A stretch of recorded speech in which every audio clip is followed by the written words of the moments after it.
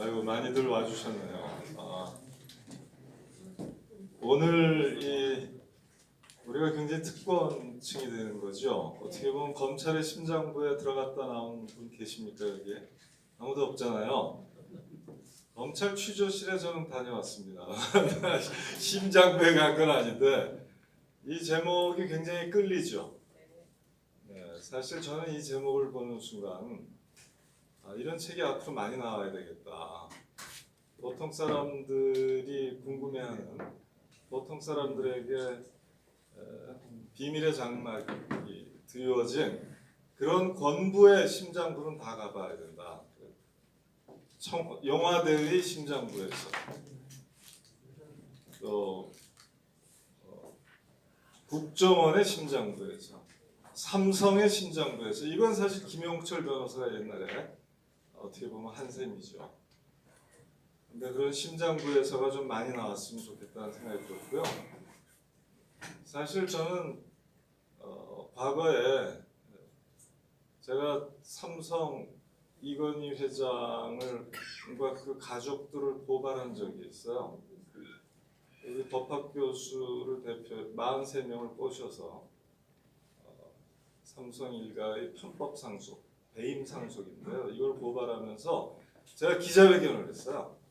그러면서 제가 이렇게 얘기했습니다.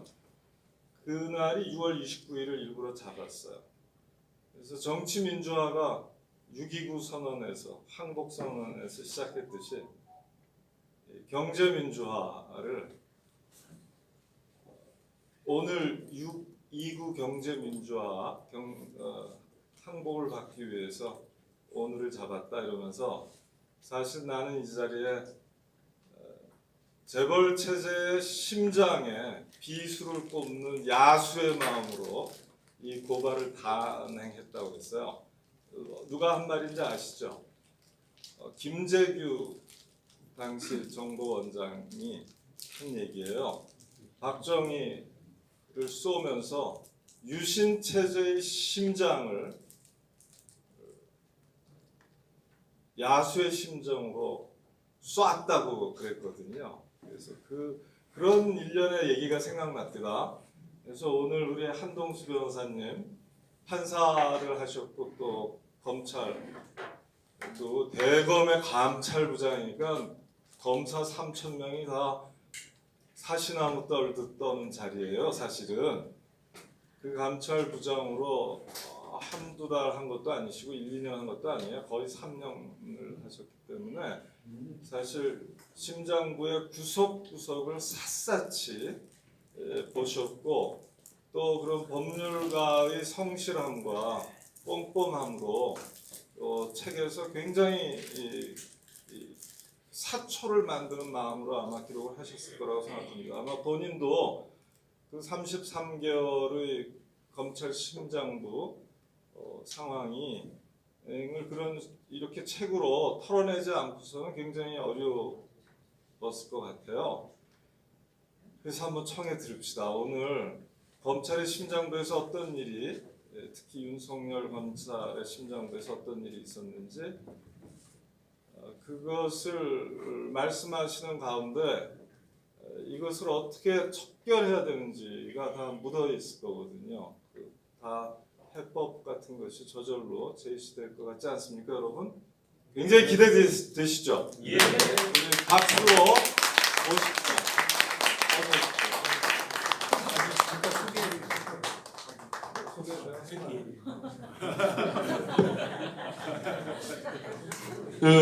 제가 이제 대륙학교 3기인데 제 1기 분들한테 여쭤봤어요. 한동수 변호사님이 우리 동문이 1기 수업 잘 나왔냐? 안 빠지고 나왔대요. 그래요? 술은? 그랬더니 2번 샀대요. 네, 그래가지고 나중에 저희 동문 모임 있을 때도 좀 자주 참석해 주셨으면 하고요. 간단하게 저희 강사님 소개해드리면은 충남 서산 출신이고 대전에서 학교를 다니시고 서울대 법대 나오시고 판사 하시다가 2014년에 법무법인 율촌에서 근무하시다가 2019년 이제 윤석열 검찰총장 때죠. 그때 대검찰청 감찰부장에 응모하셔가지고 2년 7개월인가요?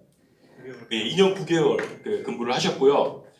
하나는 그 한동훈 아시죠? 혹시 모르시는 한동훈하고 제가 생각하기에는 학년이 같으세요. 네, 청주 한씨입니다.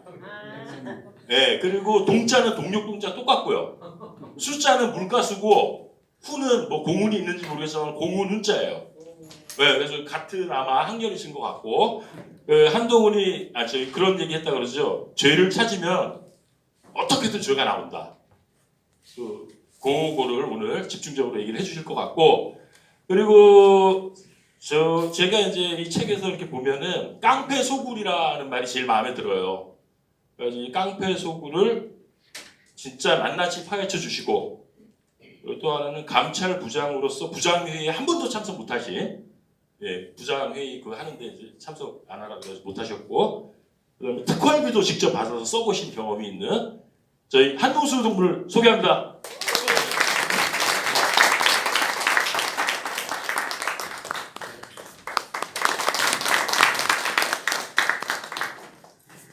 귀한 시간 내주셔서 감사합니다. 한동수 변호사입니다.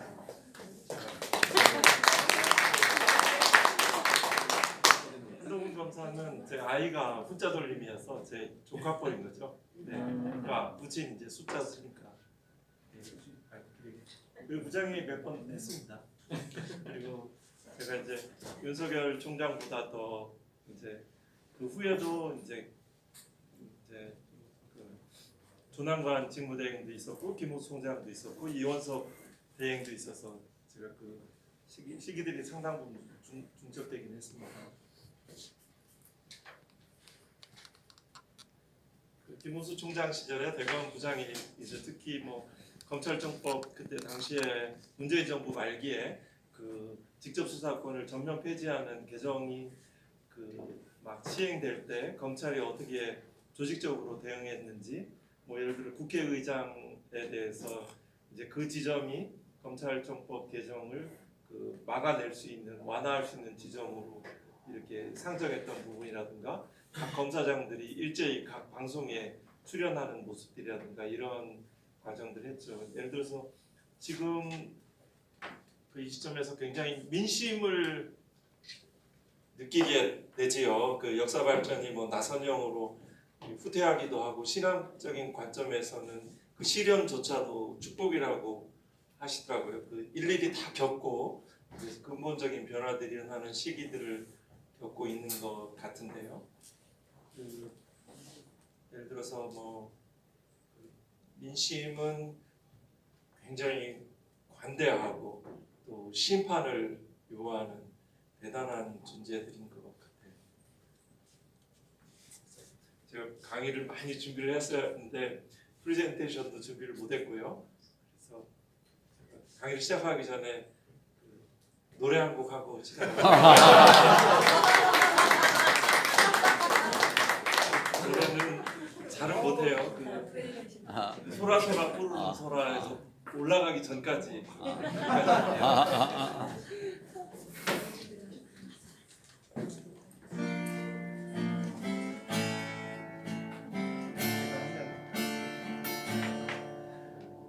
거센 바람이 불어와서 어머님의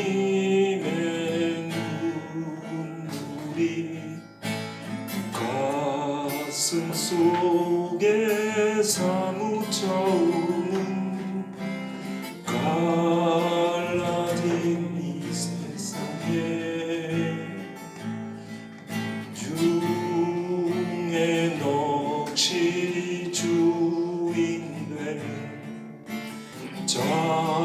세상 자유 위하여 시퍼렇게 숨을 들어도 강물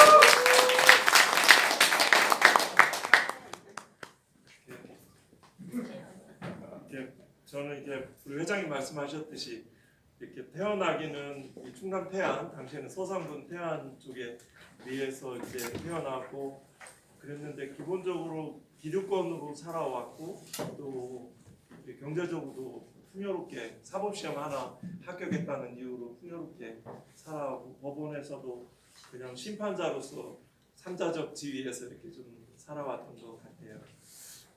그런데 훨씬 더 그 기층 민중들은 훨씬 더 근본적이시고 더 힘이 있고 밝고 희망에 결코 잃지 않는 존재인 것 같습니다.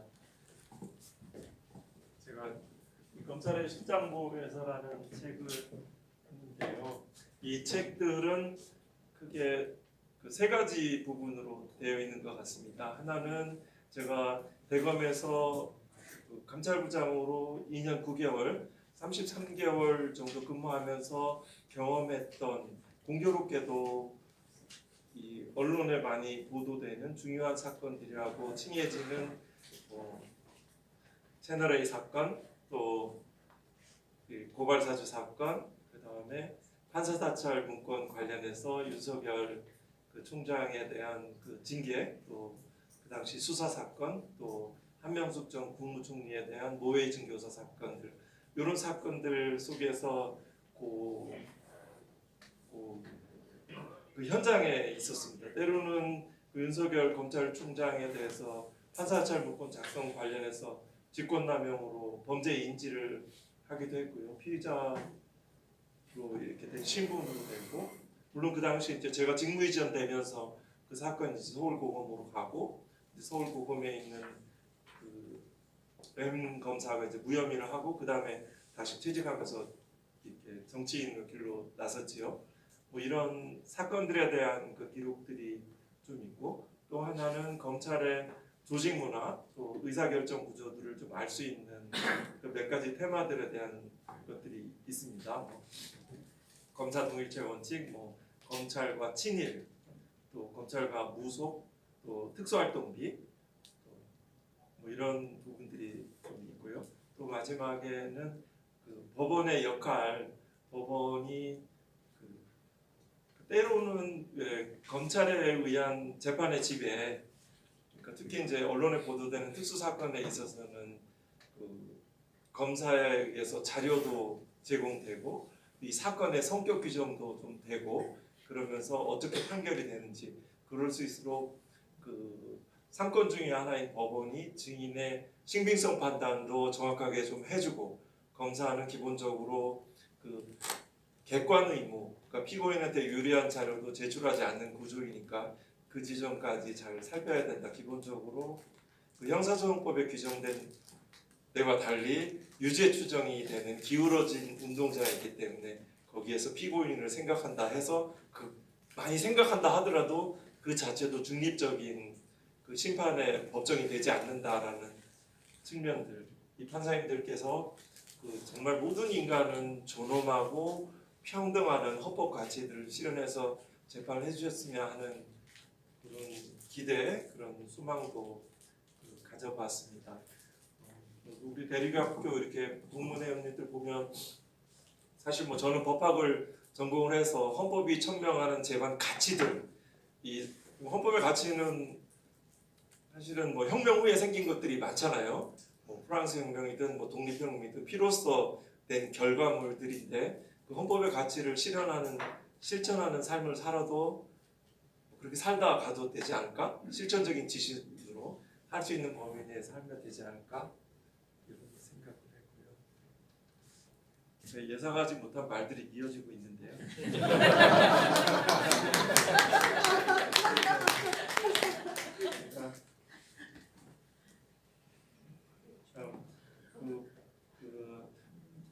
그냥 체계 없이 말씀드릴게요. 예를 들어서 이제 민심이 좋게 돼서 좋은 이제 검찰 개혁가 이제 바로 새로운 국회 내에서 막 추진이 되고 이렇게 하면 과연 검찰 개혁이 이제 굉장한 주된 과제들로 설정이 됐는데 과연 잘 될까?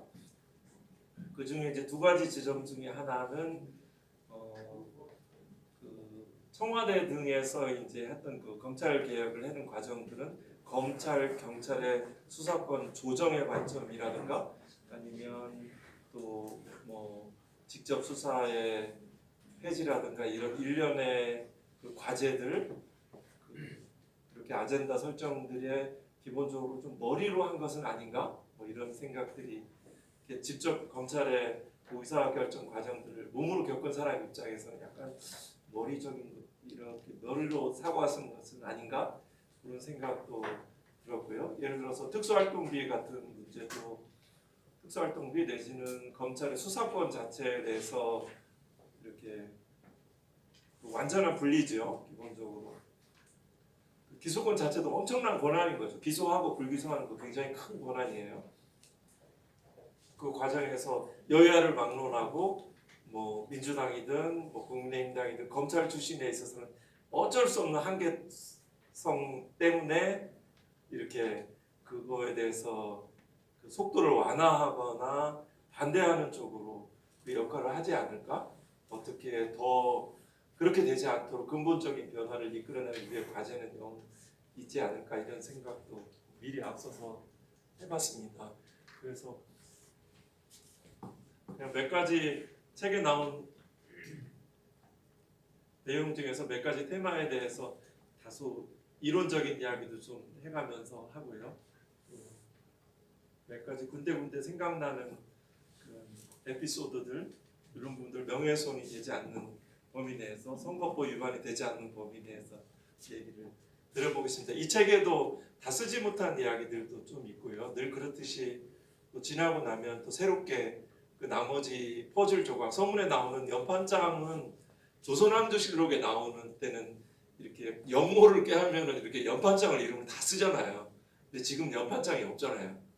이제 결국 나오는 게 이제 카카오톡이든 텔레그램에서 어떤 통신 기록들, 문자들이 이런 것들이 주된 것들일 텐데요. 제가 보지 못한 이런 조각들이 또 채워지고 나중에 지나서 뭐 언론의 무슨 탐사들 통해서도 밝혀지는 것도 있는 것 같고 조금씩 이렇게 고발사주 사건도 보면서 제가 이제 증인을 이제 고발사주 사건의 재판에 2번 증인으로 출석했는데요.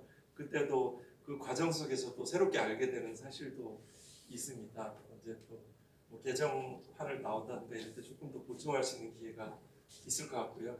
우선은 가족 이렇게 우리 사회자님께서 말씀하셨듯이 맨 처음 다가오는 무슨 검찰은 깡패 소굴이 그래도 좀 눈에 떠오르는 것 같아요. 왜냐하면 제가 그 나왔을 때 어느 분이 그러셨어요. 신앙인이신데요. 그 신부님이 그 깡패 같은 소굴에서 어떻게 3년을 하셨냐고.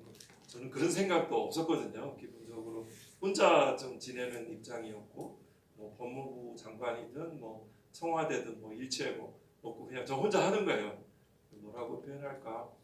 이렇게 진실을 뭐 해나가고 좀 더 검찰 개혁을 하는 사람들은 서로 연결돼 있지 않고 이렇게 따로따로 있고 반면에 그 검찰의 주류 특수부들은 아주 긴밀하게 전화를 굉장히 많이 하고 굉장히 긴밀하게 연결돼 있는 과정이었는데 저는 뭐 상대적으로 잘 뭐 이렇게 뭔가 모르게 때로는 이렇게 막 이렇게 몸과 심신이 다운되는 시절들이 여러 번 있었던 것 같은데 그래도 뭐 깡패 소굴이라는 잘 몰랐는데 그런가요? 그렇게 하다 보니까 오늘 예전에 이제 검찰총장까지 하셨던 분이 이제 자주 섞인 이야기죠. 우리는 양아치야. 뭐 이렇게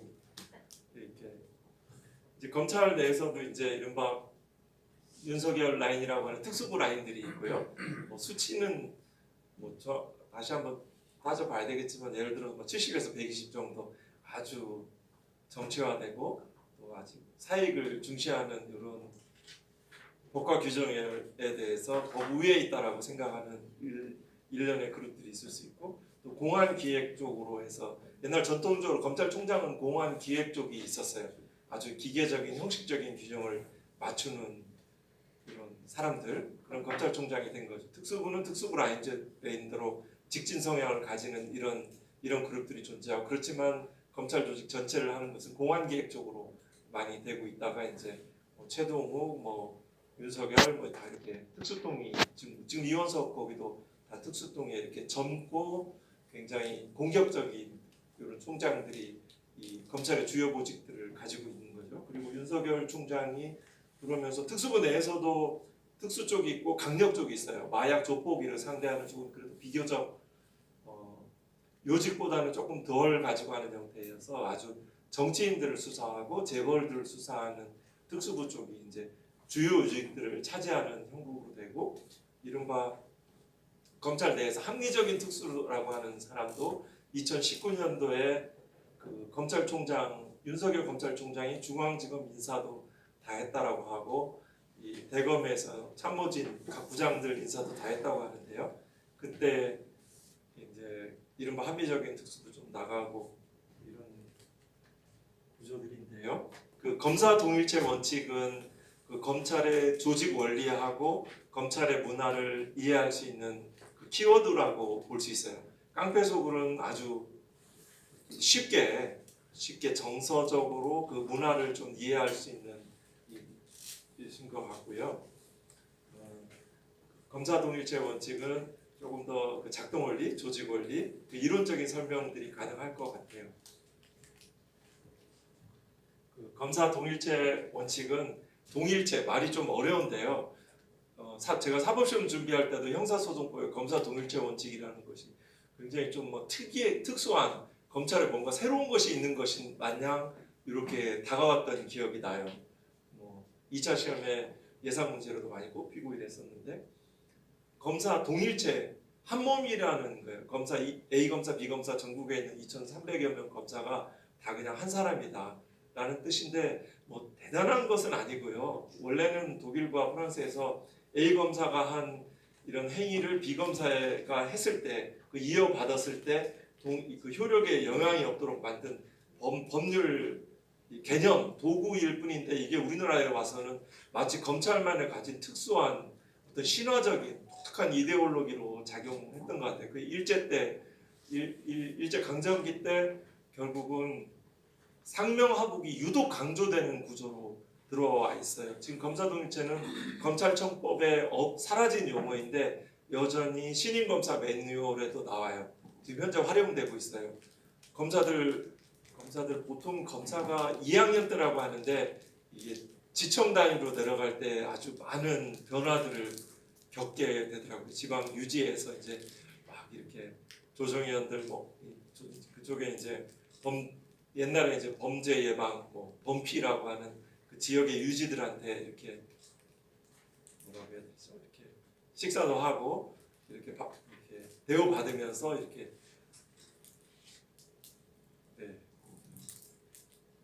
적절한 용어가 안 떠오르네요. 이렇게 하면서 이제 영감소리 들어가면서요? 예?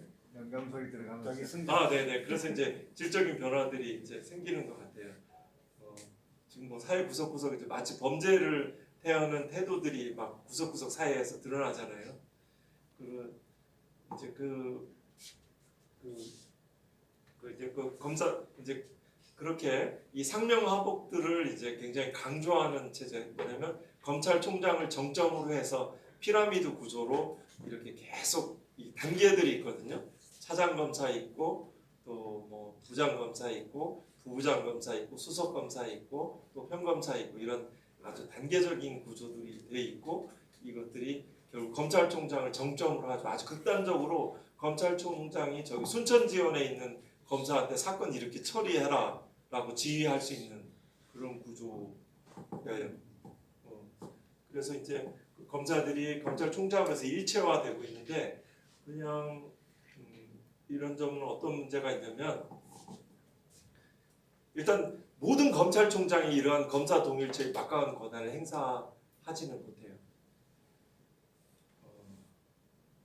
뭐 한상대 검찰총장도 특수부 쪽에서 이렇게 비판받으면서 스스로 눈물을 흘리면서 나가기도 하고, 또 뭐 K모 총장은 일반 특수검사들이 불응하고 DC에 불응하고, 오로지 특수부 쪽에 역대 가장 큰 권한을 행사했던 검찰총장은 Y 검찰총장이에요. 그런 식으로 특수부 쪽에 이제 검찰총장들이 막강한 그 언론에 보도되는 중요 사건에 있어서는 사실상 지휘권을 많이 100% 활용하고 있던 걸로 아는데요. 그냥 일반적으로 통칭을 해서 검사 동일체의 원칙들은 이 검찰총장이 사건을 잘 알지도 못하면서, 사건은 수사한 사람들이 제일 잘 알잖아요. 직접 기소하거나 이런 사람이 제일 잘 알 텐데 그거를 어떤 정치적인 판단으로, 정책적인 판단으로 그냥 이렇게 내릴 수 있다는 거죠. 이런 지점들이 여러 가지, 구체적으로는 이제 검사장이, 이제 지검장이 검찰총장과 다르면 때로는 패싱을 한다고 하는데요. 이 사람을 빼고 특수부장하고 직거래를 해서 결론을 가져간다든가 뭐 이런. 그리고 검사 동일체가 굉장히 위험한 구조인 것 같아요. 검찰총장이 가지고 있는 권한이 너무나 막강해요. 모든 검찰의 수사 사건들이 이론적으로는 뭐 영장도 청구할 수 있고, 구속영장, 압수영장도 청구하라 마라도 할 수 있고, 기소하라 마라 할 수도 있고, 범죄를 인지하라 마라, 인지한다는 피의자로 만드는 것도 할 수 있고, 너무나 한 사람에게 이렇게 우리나라에서 가장 막강한 무소불위의 이 통제받지 않는 권력들을 가지게 한 사람에 맡겨지는 구조가 너무나 위험한 구조이어요. 지금 현재 우리나라가. 그래서 이 지점들이 어떤 지점이냐면, 이 검사들은 이제 조직을 우선이 하는 생각들이 굉장히 강해요. 뭐 모든 조직이 다 그렇다고 볼 수 있겠지만, 뭐 판사들도 마찬가지겠죠. 사법부 막 이렇게 생각하고 하고, 또 여러 가지 자신들의 무오류지, 자기는 되게, 제가 만난 검사들은 굉장히 자신의 틀릴 수 있다라는 생각들을 굉장히 자기 성찰을 잘 안 해요. 제가 뭐 모든 검사를 만난 건 아니지만 자기 확신들이 굉장히 강하더라고요. 그러니까 무죄가 나도, 왜 한동훈 거기도 무죄, 뭐 마약 사건 이런 데 꽤 났어요. 특수부 사건도 언제나 성공하는 건 아니에요. 10 중에 뭐 3, 4 정도, 이 정도 성공하지, 어떤 건 아예 기소도 못하는 사건도 있고 무죄도 나고 이래요. 늘 성공하는 사람은 아닌데, 무죄 판결이 나도 이거는 판사가 오판했다라고 생각을 하는 거예요. 그리고 이렇게 우리는 오류를 인정도 안 하고 내가 틀릴 수 있다는 이런 생각들을 안 하는 그런 무오류주의의 실제 것들이 가지고 있어요. 그리고 그 과정들이 특별하게 좀 가지고 있어요. 그리고 자신의 것들에 대해서 뭐 감찰 사건이든 수사 사건에서 검사가 피의자일 때, 감찰의 혐의자일 때 자신의 잘못을 인정하는 사람은 극히 드물어요. 아주 무슨 음주운전 바로 현장에서 돼 있다든가, 뭐 이런 뭐 성비위 관련 성매수 이런 아주 현장성이 없다면 다 대부분 아주 강하게 부인하는 구조들이 되어 있더라고요.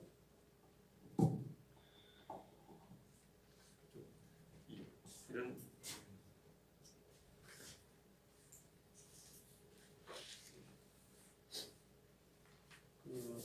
그런 말 있잖아요. 절대 권력은 절대적으로 부패한다는 그런 격언이 있잖아요. 그게 뭐냐면, 현재의 그 검찰의 그 가장 특징적인 두 가지 어떤 구조적인 모순이라 하면, 현재 검찰권이 가장 극대화한 형태로 극성을 한 단계에서 대통령도 나오고 그 여당의 대표도 나오고 정부의 각 부서의 요직들을 이렇게 차지하게 되는 이제 검찰 정권이라고 표현하는데요. 그렇게 되는 그 키워드는 검찰권이 굉장히 막강하기 때문에 그것들은 이제 결국은 이렇게 생각하시면 돼요. 검사장이 되면 두 가지 방향들을 생각해요. 그러니까 뭐 다는 안 그렇겠지만, 내가 국회의원이 돼야지, 내가 변호사로 해서 돈을 많이 벌어야지, 이 두 가지 생각들이 솔직한 그 내심의 두 방향으로 이렇게 얘기가 돼요. 그러면 그거는 뭐냐면, 기본적으로 자기 자리 그리고 돈에 대한 이익들이 가지고 있는 거죠. 왜 그 깡패 집단이라고 하는, 깡패 집단은 결국은 사적인 이익들을 패거리 소수의 집단들이 공유하는 거잖아요. 거기에는 뭐 이념도 없고 뭐 규칙도 없고, 보스의 그런 결정하에서 이렇게 이익들을 서로 나눠주고 이렇게 그 체제들을 폐쇄적으로 유지하는 게 이제 또 패거리, 그 깡패, 조폭의 조직 원리잖아요. 이런 권한이 굉장히 막강하고 권한이 적다면은 이런 일이 아마 발생 안 할 거예요. 권한이 굉장히 크고 통제가 되지 않기 때문에 다 아시다시피 문민화가 되면서 국정원들이 내부 정보들을 가지고 있지 못하고 결국은 검사의 비위들에 대해서 수집하고 견제할 수 있는 기관들이 없고 경찰이 정보력을 가지고 있지만 말할 수 없는 구조들이고 이렇게 되면서 검사들에 대해서 통제할 수 있는 권한들이 없어졌어요. 청와대도 그냥 인사권만 행사했지 수사에 관한 관여들은 예전처럼 무슨 민정수석이 검찰 출신 민정수석이 법무부 장관을 통해서 이렇게 쭉 수사에 대해서 실제 함양하던 구조들이 그 문재인 정부 시절에 제가 없던 걸로 그렇게 알고 있어요. 일부 검찰들은 비공식적인 루트로 뭐 있었다는 얘기는 제가 확인한 바는 없고요. 적어도 청와대에서는 인사권을 가지고 움직였지 수사에 관한 그런 민정수석 라인을 통한 그런 것은 없는 것으로 알고 있는데요. 이렇게 그 검찰권에 이렇게 통제할 수 없는 권한이 생김으로 해서 살아있는 권력 수사도 하잖아요. 살건수 청와대 조국 장관 마음대로 할 수 있는 거예요. 그러니까 이 특수부 검사들은 이제 치킨 게임이라고 하면 특수부 검사들은 끝까지 가는데 특수부 경험이 없는 그런 검사들은 좀 약간 빠지더라고요. 이렇게 어떤 사건들을 하다 보면 그러니까 그런 것들이 특수부 검사들은 유능하다라고 표현을 하는 거죠. 영장도 잘 받아내고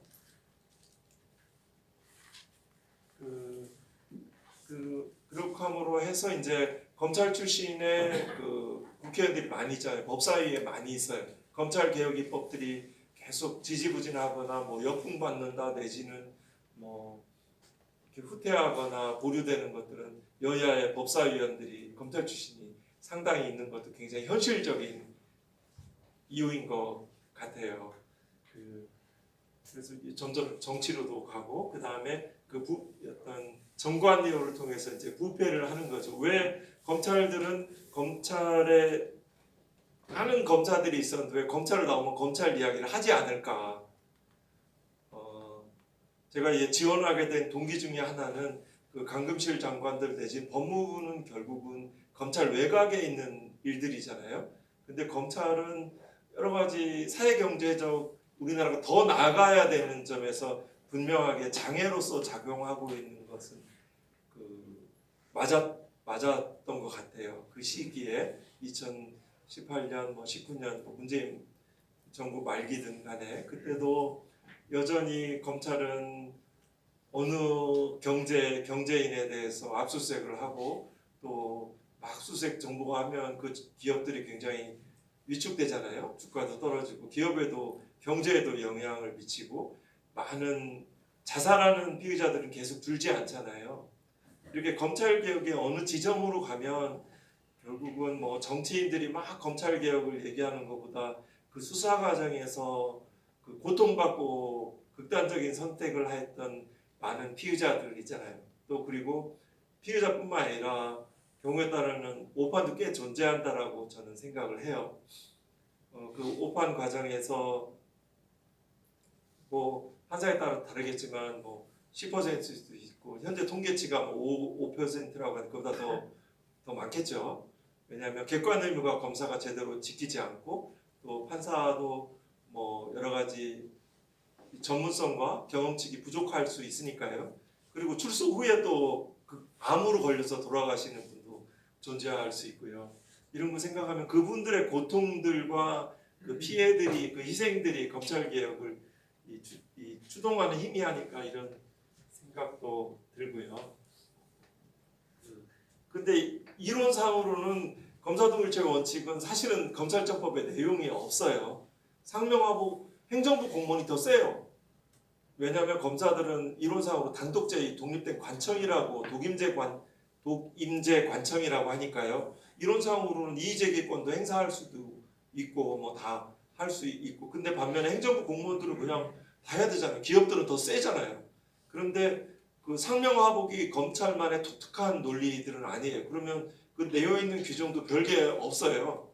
그러니까 직무 이전과 직무 승계라는 게 두 가지 규정이 있는데요. 직무 승계는 이 하급 이 부하 검사하는 거를 상급자가 가져가는 거예요. 네가 하는 사건 내가 할게 하는 거. 근데 상급자는 일 안 하거든요. 부장검사 이상만 돼도 수사 안 해요. 결제해요. 그러니까 검사 2,300명 중에서 실제 가용 인력, 실제 일하는 인력들은 반절 정도? 그러니까 나머지는 결제하고 이 정책적인 판단을 해요. 네, 제가 대검에서 대검 업무의 절반이 아닐까라고 언론 대응이 이렇게 표현했던 적이 있는데요. 와서 일과 중에 맨 첫 번째는 전날 보도된 신문이 검찰 관련 기사가 뭔지 어떻게 대응할지 입장은 어떻게 될지 이런 게 중요한 일이에요. 첫 번째. 그리고 늘 이제 YTN 켜보고 이제 그거 시청하고 이런 좀 독특한 구조인 것 같긴 했었어요. 그런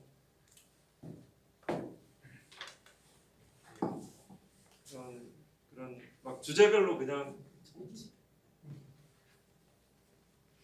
할게요. 그러면 그런 이 특수활동비에 대해서도 이제 그 법 규정 자체는 이제 직무 승계는 사실상 활용이 안 되니까 별 의미가 없고요. 직무 이전이라는 건 뭐냐면 이렇게 우리 회장님이 하시는 거를 우리 사회자님한테 사건을 이 회장님이 자기 소신껏 말을 안 듣는다 그러면 이 직무에서 배제시키고 말 잘 듣는 사람한테 사건을 보낼 수 있는 그런 거예요. 근데 제가 아는 거는 직무 이전 케이스가 검찰에 그리 많지 않더라고요. 옛날 인혁당 사건 때 1차 인혁당인가요? 진짜 끔찍하죠. 인혁당 사건은 막 제 머릿속에서 가끔 대검에 있을 때도 인혁당 사건 같은 거 생각나더라고요. 진짜 사람 죽인 거잖아요. 살인한 거잖아요. 이 정치인들 생각으로 뭐 강기설 유서대표 사건도 그렇고 그냥 사람의 목숨은 중요하지 않고 정치를 위해서 정권 유지를 위해서 그냥 만드는 거잖아요. 조작하잖아요.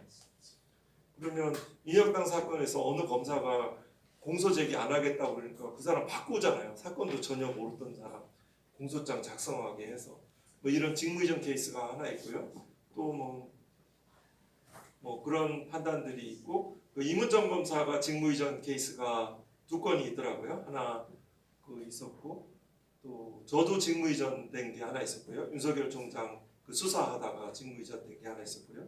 직무대행이. 그러니까 역사상으로 직무대행은 4-5개 정도? 이 정도밖에 없더라고요. 나머지는 그럼 뭐지? 이 재배당 형식으로 그냥 이렇게 직무이전 발령을 안 내고 재배당 형식으로 하거나 검사들이 특별히 말을 못하거나 가만히 있거나 뭐 이런 형태로 됐을 거예요. 수많은 의견 불일치들이 있을 거 아니에요. 뭐 그렇기 때문에 결국 직무이전도 소수인 거예요. 그러면 남는 게 없어요. 사실 검사 동일체 검찰처법상으로는 별 의미가 없는데 왜 검사 동일체 원칙이 신임 검사 매뉴얼에 이렇게 나와요. 뭐 형제 자매처럼 지금 현재 교육받는 거예요. 용인에 가서 처음에 이제 용인 진천과 용인인데 가까운 용인에서 뭐 기숙사 생활도 하고 그 앞에 뭐 오피스텔도 없고 검사들이 일제히 모여서 이렇게 교육을 받아요. 사법의 변수행처럼 이렇게 어떻게 보면 주입식 교육을 받는 거죠. 거기에 신임 검사 매뉴얼에 뭐 우리는 형제 자매처럼 끈끈한 동료애를 발휘하여 뭐 이런 대목이 나오더라고요. 아니 이게 동료애를 발휘하면 형제 자매로 하면 안 되잖아요. 거기 다 형님이고 다 선배님이에요. 제가 뭐 판사 생활을 해서 그런지 좀 너무 낯선 구조예요. 형님하고 그거는 뭐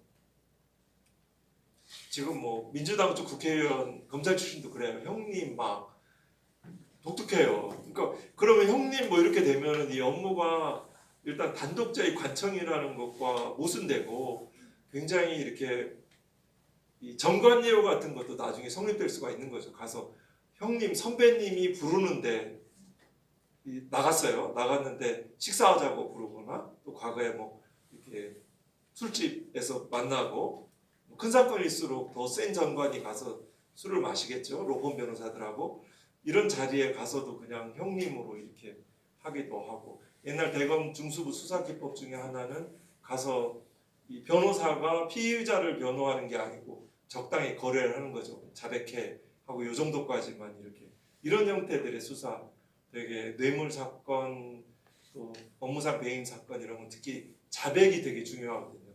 자백이 수사의 관건이라고 하는데 그걸 적당히 서로 이 전관 출신 변호사가 피의자를 위한 변호가 아니고 때로는 검찰에 이익을 해서 이런 변호도 이제 대검 중수부 쪽에 있을 수도 있고 지금은 또 옛날부터 언론이 수사를 해줬다고도 하세요. 아마 다 아시는 내용일 텐데요.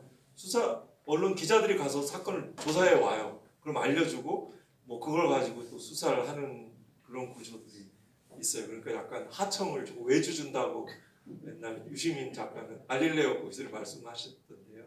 채널A 사건 관련해서 이렇게 뭐 여러 가지 형태들이 있고 이제 검사 동일체는 법상으로는 사라진 개념이고 또 실제 검사 동일체 원칙의 내용이라는 것도 실질적인 의미들이 없는 것들인데 무엇이 검사 동일체 원칙이 지금도 굉장히 작용하고 있냐 그거는 특수활동비하고 사건 배당 인사제도 결제하는 요걸로 검사 동일체 원칙이 드는 것 같아요. 검찰총장의 영이 쓰는 거죠. 이 검사장, 이 부장검사, 차장검사가 말해 하급자가 복종하게 되는 것은 뭐냐면 특수활동비. 최근 이렇게 뉴스타파 저는 이렇게 말로 하는 검찰 개혁을 주장하는 말보다 실질적인 변화를 이끌어냈다는 점에서 뉴스타파의 그 노력을 굉장히 높이 평가해요. 뉴스타파 또 하승수 변호사 이 특활비에 대해서 소송을 해서 공개하고 공개받은 자료를 가지고 분석을 하잖아요. 대단히 신중하게 분석을 하는데 이 특수활동비 같은 경우를 생각하는 보다 돈이 클 수 있어요. 1,000만 원씩 뭐 수천만 원씩 특수부 수사팀에다가 내려다 주면 그걸 받는 순간 이 총장이 관심이 있구나 여기에 대해서 이제 이 수시 집행분이 뭐 80억 정도 된다 쳐봐요. 검찰총장이 재량적 판단을 가지고 하는 거예요. 아무도 몰라요. 어떤 그 수령인도 적지도 않고 언제 하는 것도 다 이제 누가 국회도 와서 못 보고 그때 국회도 와서 본다고 하다가 안 보여준다고 그러니까 다 돌아가더라고요. 들어갈 때 스마트폰도 놓고 가라고 하니까 못 들고 가고 누구 하나 강력하게 어필하는 김진애 국회의원 좀 했나? 이렇게 강하게 하시는 분들이 없더라고요. 그냥 하다가 그냥 안 보여주니까 일제히 그냥 돌아가시는. 그러니까 국회도 못 보고 또 뭐 감사원도 못 보고 또 뭐 대검 감찰부도 못 보고 다 못 보고 안 보는 걸로 되어 있더라고요. 검찰총장의 캐비넷은. 뭐 이러니까 그 수많은 50억, 70억의 돈들을 검찰총장의 재량적 판단에서 수시로 아무데나 보낼 수 있는 거죠. 그러면 뭐 A라는 사건이 있으면 여기다가 그냥 주 단위로 뭐 2천만 원, 3천만 원씩 부장한테 줘요. 검사장 통화하는 건 그래도 비교적 한 단계 건너서 내려오기 때문에 그래도 비교적 약간의 투명성이 부여되는데 그걸 패싱하고 바로 특수부장한테 보내주면 이 사건 굉장히 관심을 가지시는구나. 그러면서 빨리 성과를 내야지. 성과 내지 기소하고 뭐 이러는 거예요. 영장 청구하고 이런 메시지가 거기에 담기는 거죠. 그리고 경우에 따라서는 업무와 관련 없이 낼 때는 이 특수활동비의 개념 자체는 기밀성을 요하는 수사 정보 뭐 이런 기타 국정활동에 무슨 경호, 외교 뭐 이런 것들인데 직접적으로 소요되는 경비인데요. 그와 관계없이 뭐 명절 즈음에서 많은 돈이 내려갔다. 뭐 똑같도 아닌 거예요. 내지는 영장 청구해서 영장이 발부됐다. 회식비. 뭐 이렇게 검찰의 문화 중에 하나는 영장이 발부되거나 뭐 공소가 제기되는 어떤 성과가 있을 때 회식을 해요. 이제 그때 과거에는 이제 그게 이제 특수활동비로 많이 쓰였던 것 같아요. 뭐 지금도 지금은 확인을 좀 제가 모르는 것이고 그런 본래의 용도와 목적에 따라 집행되지 않는 거죠. 엄밀하게 말하면 업무상 횡령이 되거나 그 액수가 뭐 1억 원 초과되면 특가법상의 급고손실죄가 되고 적어도 징계 사유는 다 되는 거죠. 이런 형태들에 대해서 적어도 특수검사들 내지는 부장 이상들 내지는 어느 중요한 사건에 성과를 냈던 검사들은 다 받았던 거죠. 그걸 가지고 예전에는 오리발이라고 그러면서 안 받았다고 오리발 내는 거잖아요. 그거 가지고 집에도 가져가고 뭐 다 그냥 용도에 맞지 않게 쓰는 거죠. 모든 검사들이 이제 당연하게 생각하는 것들이 거죠. 그거를 위에서 돈을 내려주는 거예요. 제가 처음에 낯설게 생각했던 거는 세상 경험이 제가 많지 않아서 그냥 판사 경험인데 무슨 사건 처리했다고 어려운 사건 처리했다고 돈 받는 게 없거든요. 그냥 깡치 사건이라고 해서 막 캐비넷 여러 개 그러면은 뭐 사람의 판사들에 따라 다르겠지만 어떤 사람은 통계를 낸다고 해서 이렇게 장기 비전 됐냐고 위에서 내려와서 그냥 듣기 싫은 소리 듣기 싫어서 하는 분도 있고 또 당사자가 이렇게 막 이렇게 빨리 해달라고 애쓰시는 분도 있고 또 당사자가 이렇게 힘들어하니까 그 고통 생각해서 하시는 분도 있고 결국은 자기가 거기서 보람을 찾는 거 그뿐인 거죠. 뭐 경우에 따라 뭐 인정받는 것도 있을 수 있겠지만 돈으로는 절대 보상받지 않는 일이에요. 월급인데. 근데 왜 어려운 사건 하는데 별도의 과외 돈을 주지? 이게 저한테 조금 약간 이상했어요. 근데 그게 너무나 많이 익숙하다 보니까 돈이 없으면 이 동기부여가 잘 안 되는 것처럼 느껴지더라고요. 그래서 어떤 때는 이렇게 어느 사건 할 때 이제 대검찰부에도 수사관들 뭐 압수수색 영장 하고 뭐 그런 돈이 필요하다고 하는데 저는 특수활동비는 저한테는 굉장히 아주 대폭 3분의 1 삭감 막 특수활동비가 막 들어오는 게 없거든요. 당장 돈을 필요하다고 그래서 그 1층 그래서 ATM기에 가서 제가 사셔서 좀 줬던 기억도 나요. 이 사람들은 이미 돈이 있어야 수사를 하는 거죠. 또 어디선가 저는 또 돈을 주겠대요. 됐다. 그건 내가 하는 일의 공정성을 해치는 일이다. 거절하길 잘했죠. 받았으면 저희 작은 사소한 잘못도 다 드러나잖아요. 저는. 그러니까 특수활동비 자체는 전체적으로 폐지되거나 뭐냐면 만약에 직접 수사가 지금 일부 있으니까 뭐 마약 뭐 수입하는 행위들에 필요할 수는 있겠는데 그것도 검사들은 주로 필요한 게 아니고 수사관들이 좀 필요한 거죠. 그런데 만약 직접 수사권 자체가 없어지면 아예 필요가 없어지는 항목인 거예요. 사실 기밀성을 요하는 거 별로 없어요. 그냥 집행된 내역들을 보면 없어요. 뭐 무슨 첩보의 영화에 나오듯이 막 이런 그런 거 없고요. 다 다른 거 업무 추진비 다 나와요. 무슨 장비 다 업무 추진비로 다 쓸 수 있고 카드로 쓸 수 있는 내용들이기 때문에 사실은 별 필요가 없어요. 근데 이 국회가 이런 걸 얘기하면 검찰이 정보를 안 내놓죠. 특권을 유지하는 가장 큰 수단은 비공개예요. 공개 안 해요. 그러니까 이 사람들은 국회의원들은 더 못 들어가요. 뭐 검찰 출신 국회의원들은 알면서 안 들어가고 뭐 예를 들어서 이제 그 인권 침해 수사를 이렇게 방지할 수 있는 유력한 과학적인 수단이 미국 등에서 이제 영상 녹화하는 거잖아요. 전체를 처음부터 끝까지 피해자 입장할 때부터 끝날 때까지 녹화하는 것인데 그러면 뭐 대검에서 국정감사 때 예를 들어서 그 서버가 용량이 안 돼요. 돈이 많이 들어요. 인적, 물적 설비들이 부족해 이렇게 하면은 국회의원들이 더 못 물어보더라고요.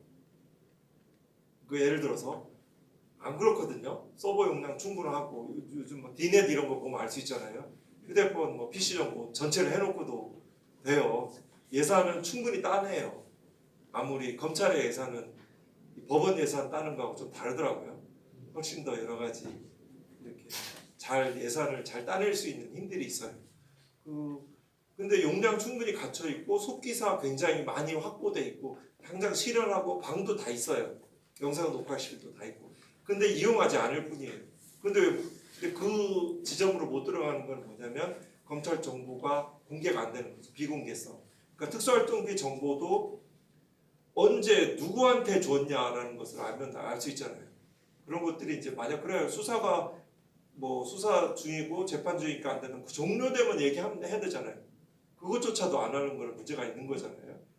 근데 저는 뭐 사실 수사 중일 때 뭐 예를 들어서 뭐 A라는 정치인 수사가 1등이거든요. 정치인 수사가 가장 많은 인력들이 들어가요. 그 다음에 재벌 수사여요. 그러면 그 정치인 수사에 뭐 지금 수사 중이라고 해서 특수활동비 내용이 어떤 게 들어가 있을 것 같아요. 뭐 주당 1,000만 원씩 들어갔어요. 한 5-6명 있는 특수부 검사한테. 그럼 이 사람들이 뭘 용도로 썼겠어요? 무슨 수사 기밀 연구를 하는 것을 했겠어요? 뭐 판례 찾는 거? 그 돈 받고 해요? 월급 받고 하는 거지. 그 인력도 충분히 그게 굉장히 증언되잖아요. 그럼 뭐예요? 기밀성을 유지하는 어떠한 돈이 거기 필요한지 더 파고 들어가면 사실은 잘 없을 것 같아요. 압수수색 가서 밖에 가서 대기하느라고 대치 상황에서 1박 2일로 했고 뭐 새벽부터 집에 가서 압수수색 하느라고 뭐 아침밥도 못 먹고 뭐 사우나도 해야 되고 이런 돈이 특수활동비인가요? 업무 추진비로 다 쓸 수도 있고 카드로도 쓸 수 있고 하는 건데 이렇게 좀 심지어 수사 중이라 하더라도 비공개해야 된다는 논리도 사실은 실질로 들어가면은 과연 그럴까 싶긴 해요. 이 부분은 그 뭐냐면 검찰 개혁의 실질 검사 동일체를 지탱하는 실질적인 제도적인 수단 중에 하나일 것 같고요. 그 다음에 그 결제 제도도 굉장히 중요해요. 결제를 받아야지 나가거든요. 그냥 검사 혼자 하는 게 아니고 부장검사, 뭐 차장검사, 검사장 결제를 받아야 나가요. 아주 언론에 보도되는 중요 사건은 총장이 오케이해야 나가요. 지방자치단체 저는 판사할 때는 몰랐는데 뭐 지방자치단체 군수를 구속영장 청구할 때 그 총장한테 보고되고 총장이 오케이한 거예요. 지청장이 뭐 한 거 아는 게 아니고. 그러니까 그게 무죄가 났다. 그러면 그 무죄 평정을 뭐 이거 과오가 있다라고 잘 못해요. 총장이 한 거기 때문에. 그 개별 검사는 억울한 거죠. 나는 안 하려고 했는데 위에서 하라고 했어 해줄 수도 있잖아요. 이렇게 그 검사 동일체 원칙에 작용하는 구조 중에 하나가 결제예요. 결제를 안 해주는 거죠. 아주 과거의 사례는 뭐 결제 오면은 뭐 그러니까 그 결제 과정에 결제를 올리는 사람의 기술도 많이 있고요. 또 결제를 받는 사람의 결제를 명시적인 거부를 안 하게 하는 여러 가지 또 기술들이 쌓여 있어요. 그게 중요한 업무예요. 뭐 연말에 사건 많이 몰릴 때 슬쩍 껴놓는다든가 뭐 6시에 퇴근 시간일 때 퇴근 시간에 임박해서 시간이 있을 거 아니에요. 임박해서 밀어놓는다든가 그러면 볼 시간이 없잖아요. 뭐 이런 거라든가 내지는 여러 가지 A, B, C, D 정보가 총체적인 정보인데 A, B, C만 알려주는 거예요. 뭐 이런 형태로 결제를 안 하는 거죠. 예를 들어서 검찰의 경험을 하지 않은 비검찰 출신의 법무부 장관도 이런 오류를 저지를 수 있어요. 뭐 예를 들어 결제 시간이 얼마 안 남은 거 올릴 수 있고 뭐 별게 아니라고도 아주 다른 상황에 대해서 결제를 올릴 수 있고 뭐 어디 뭐 헬리콥터를 타기 전에 막 결제를 올릴 수도 있고 여러 가지 형태로 이런 기법들이 굉장히 발달하는 검사들은 그래요. 그리고 무슨 이제 검찰 내에서 이제 많은 수사관들이 있잖아요. 구속실에 이제 여직원도 있고 실무관이라고 하죠. 실무관도 있고 수사관 계장도 있으니까 이 사람을 부리잖아요. 그러니까 그 사람들을 다룰 줄을 알게 되고 무엇보다도 피의자 신문을 많이 하게 되잖아요. 그럼 피의자 신문의 기법은 그 반복 추궁, 기만이 있어요. 기만. 증거 계략을 통한 기만이 그 미국에서 통용한 현대적 피의자 신문 기법. 제가 허위자백과 오판이라는 책을 여러 번 읽었어요. 옛날 헌법재판관 후보로 됐다가 그 이제 천안함 그 관련해서 의견을 제시했다가 헌법재판관 후보에서 그냥 되지 못하신 분인데요. 그분이 번역하신 책인데 미국 내에서 실질적으로 많은 피의자 신문 오판 사례들을 조사하셨는데 그 중에 생각보다 시간이 많이 걸리는군요. 1시간 예상했는데 벌써 1시간이 됐네요. 4시간 정도. 아 그런가요? 네. 조금 더. 그러니까 저는 왜 이렇게 검사들은 왜 정직하지 못할까 이 생각을 처음에 했어요. 거짓말을 많이 한다. 거짓말을 이런 생각을 좀 많이 했어요. 그래서 왜 그럴까 그 생각을 해서 그냥 피의자 신문에서 찾았어요. 이 자백을 받기 위해서 거짓말을 하는 거예요. 옆방에서 자백했어. 뭐 이렇게 이런 다른 신문 이렇게 자료 있잖아요. 가서 뭐 와 이거 물증 있잖아. 거짓말하고 뭐 자백하면은 제기해야지. 제기 사업하시는 분, 이렇게 온 인생을 바쳐온 사업하면 자백해 이거 해놓고 해서 제기해야지. 알아서 구형 싸게 해줄게. 뭐 이런 식의 어떤 거짓말 있잖아요. 그리고 언론 상대로도 많이 하고. 그러니까 거짓말이 너무 오랫동안 피의자 신문하면서 몸에 체화가 돼. 이 직무용 인격을 형성한 것이 아닌가? 워킹 퍼서널리티라고 미국 내에서 쓰더라고요. 직무용 인격도 형성할 정도로 이런 구조들이 결제제도와 관련돼서 있고요. 그 다음에 사건 배당도 구속 사건 같은 경우 이제 차장 검사들이 디테일하게 그죠? 아무튼 사건 배당도 그냥 이 컴퓨터로 전자 배당하는 게 아니고 사람한테 줘요. 그 사람 누군지 다 알잖아요. 어떤 결론이 나올지 알잖아요. 그 사람한테 보내는 거예요. 대검에 접수되는 사건이 왜 의미를 갖냐면 과거에 그랬어요. 뭐 예를 들어서 중앙지검은 뭐 이성윤 뭐 검사장이 있으니까 그쪽으로 보내고 이쪽은 대검으로 보내요. 윤석열 총장이 있으니까. 그러면 윤석열 총장은 누군가에 보내요. 어디 서부지검 형사 일부, 뭐 수원지검 누구, 남부지검 누구로 보내요. 그러면 이 사건이 어떻게 처리되는 방향들이 돼요. 부당해요. 이 사건 배당을 통해서 원하는 결과를 얻어내는 구조들 정말 정의롭지 않고 공정하지 않아요. 그런데 이제 거기서 이제 준사법기관이라는 말로 해서 마치 우리가 이제 굉장히 사법기관이냐고 하면서 이 초창기 단계에서 영장이 청구되고 공소가 제기되면 다 뭔가 범죄를 저지른 것처럼 언론에서 막 얘기를 하고 그 사실상 정의의 한 단계를 분점하고 있는 거, 가져가고 있는 거죠 검찰이. 아무튼 이 특수활동비는 법상으로 제거된다는 것으로 끝나는 것이 아니고 특수활동비의 폐지 내지는 카드 전환. 뭐 이것도 이제 수사권 폐지가 되면 사실상 거의 필요가 없는 상태로 돼야 되는 거. 또 사건도 전자배당, 컴퓨터 배당으로 해야 되고 일정 정도 이런 개혁 방안들이 있을 수 있고 또 그 인사 자체도 또 여러 가지 생각할 것이 있고 결제 자체도 불필요한 상급자의 결제들은 과감하게 제거하는 것이 좋을 수 있다. 수사 단위들이 이렇게 부장 단위든 여기에서 처리해도 된다라는 생각들을 가져봤고요.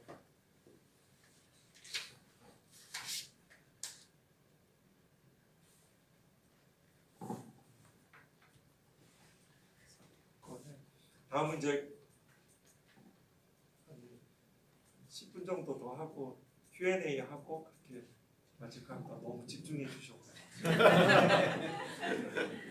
좀 마실 거 좀 있을까요? 네. 제가 예, 너무 집중해서 보시면 이거. 저도 이게 이런 지식은 정말 실천해야지 의미를 가지는 거잖아요, 그죠? 예, 그래서 적어도 이제 법무부를 통한 내지는 청와대의 개혁들이 변화들이 실패한 원인 중에 하나가 검찰의 아주 디테일한 이런 여러 가지 의사결정 구조, 조직 문화들을 이해하지 못해서 청와대에 있는 모 비서관이 적당히 이 검찰에 관련된 정보를 제공해 주는 것 같지만 근본적으로는 이렇게 검찰의 이익을 위해서 활동할 수도 있잖아요. 그 사람의 말을 들으면 올바른 의사결정이 나오지 않잖아요.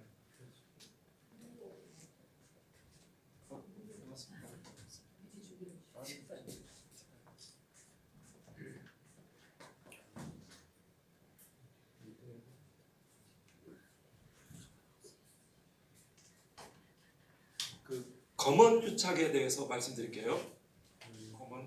검언 유착은 그냥 사례를 가지고 제가 말씀을 드릴게요. 채널A 사건, 고발 사주 사건 관련해서 그냥 말씀드릴게요. 그 지금은 뭐 많은 그 유튜브나 신문에서 채널A 사건과 고발 사주 사건에 대해서 이제 얘기가 나오고 있는 것 같아요.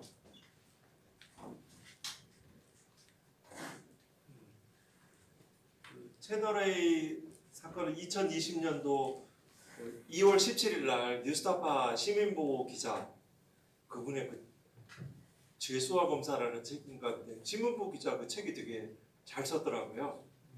네, 아주 좀 대단한 기자였던 것 같아요. 그래서 저는 거기서 배웠죠. 죄수가 정말 검사보다 낫다. 죄수가 검사보다 더 정직하고 인간으로서의 존엄과 품위를 가질 수 있다. 그 김학의 같은 분도 있잖아요. 김학의 같은 이런 사람도 있을 수 있잖아요. 그런 것들에 아마 최초로 이렇게 옛날에 계속 오판들이 나온 것 중에 하나가 법정에서 죄수 말을 안 믿은 거잖아요. 전과자 말을 어떻게 믿냐? 그래도 검사 말을 믿지. 이렇게 해서 되게 오판들이 많이 발생해 온 거잖아요. 원인 중에 하나로. 그런데 이제 그 죄수의 그런 그 진술의 신빙성을 그 뉴스타파 신문부 기자가 잘 탐구를 해서 이렇게 써놓은 것 같더라고요. 그런데 그 뉴스타파 신문부 기자가 2월 17일 날 도이치모터스 주가 조작 사건을 거기다 보도를 하고 그 다음에 그 관련된 3월 30일 날 뉴스데스크 MBC 뉴스데스크에서 그 채널A 이동재 기자하고 고위 검사장과의 통해서 그 뭐 제가 뭐 정확한 건 기억은 안 나지만 뭐 유시민 이사장에 대한 범죄 정보를 그 알아내려 했다라는 보도가 나게 됐어요. 그리고 중간에 제가 경험한 거는 3월 19일 날 그 윤석열 총장이 회식 자리에서 내가 육사에 갔더라면 쿠데타를 했을 것이다. 검찰의 역사는 빨갱이 색출의 역사다. 굉장히 그 기분이 고조된 상태로 3월 19일 날이었고 3월 채널A 본사로 그 제보자 X가 이제 유시민 관련 중요한 진술들을 하기 뭐 하루 이틀 전인가 며칠 전날 굉장히 되고 또 그때 이동재 기자는 다 신문에 보도된 내용이에요. 그 이동재 기자는 뭐 그때 손편지를 써서 이철 대표한테 지금 총장이 직권하고 있는 사건이다. 직접 관여하는 사건이다. 뭐 과도하게 뭐 들어갈 거다. 뭐 이러고 뭐 그 윤과 한의 특별한 각별한 관계에 비추어서 이 내용들을 인지하고 있었을 것이다. 뭐 이런 이렇게 추론들을 해봤고요. 그러고 나서 그때 이 과정에서 이 당시에 이제 채널A 기자와 그 반부패 부장을 했던 그 한동훈 검사하고 그 교류들이 이루어지는 거죠. 그리고 남부지검의 수사 관련 정보들이 또 제공이 되고 이렇게 되고 이 사람은 이동재 기자는 이철에 대해서 그런 것들을 알게 되면 이 범정, 이 수사정보정책관실로 이렇게 연결해 줄 수 있어. 이런 것도 이제 한동훈 뭐 스스로 공개한 녹취록에 나와요. 이러면 합법적으로 되기 때문에 문제가 없어. 뭐 이런 취지의 말들. 이렇게 수사를 같이 해가는 모습들이 있는 거잖아요. 이러고 나서 이런 그때 뭐 세부적으로 보면 채널A에 대해서 대책 회의들도 나타나고 또 이 조선일보의 아주 신속한 보도들도 이어지고 이러고 나서 그 고발사주 사건에 대해서 올해 1월 달인가 1심에서 유죄 판결이 났잖아요. 고발사주 사건. 이게 이제 채널A 사건이 뉴스데이커에서 보도되니까 4월 3일 날 1심 판결에서 인정한 사실에 의하면 이 손준성 검사 대검찰청내에 있는 수사정보정책관이 그 거기에 있는 검사 2명 등 인력과 정보, 제보자 X가 누구라는 정보를 활용해서 고발장을 작성해서 당시 미래통합당 김웅 국회의원 후보에게 텔레그램 전송을 했다라고 사실 인정을 한 거잖아요. 그게 당시 선거 정치적 중립성을 그 위반해서 선거에 그 개입하고자 하는 과정에서 일어난 일이다라고 성격 규정을 했잖아요. 이 과정에서 검은 유착의 모습들이 드러나는 거죠. 그리고 제보자 X가 누군지는 4월 3일자 고발장 접수됐던 날 조선일보에서 일면 단독으로 쫙 크게 뜨고 그 정보들은 이렇게 쉽게 알 수 없는 정보죠. 아무리 기자도 그죠? 뭐 이런 것들이 이제 그리고 어떤 이제 특수부의 아주 오래된 수법 중에 기법 중에 하나가 언론의 보도를 통해서 수사 동력을 확보한다는 표현을 제가 여러 차례 들었어요. 수사가 계속 이어지려면 언론에 보도되고 그러면서 막 수사 동력이 자꾸 생긴다. 이런 게 아주 지금도 수용하는 검찰에서 받아들이고 있는 일반적인 견해로 저는 이해해요. 아주 뭐 이렇게 법을 지키고자 하는 적법 절차를 준수하고자 하는 일부 소수의 특수부 검사들도 역시 같은 생각으로 뭐라도 검찰에 언론에 좀 흘려주고 뭐 압수수색 뭐 어디 가서 무슨 뭐 어떤 사항들 보도되고 그럼 막 수사팀이 막 더 수사할 수 있는 힘을 얻게 된다. 뭐 이렇게 이해를 하고 있는 것 같아요.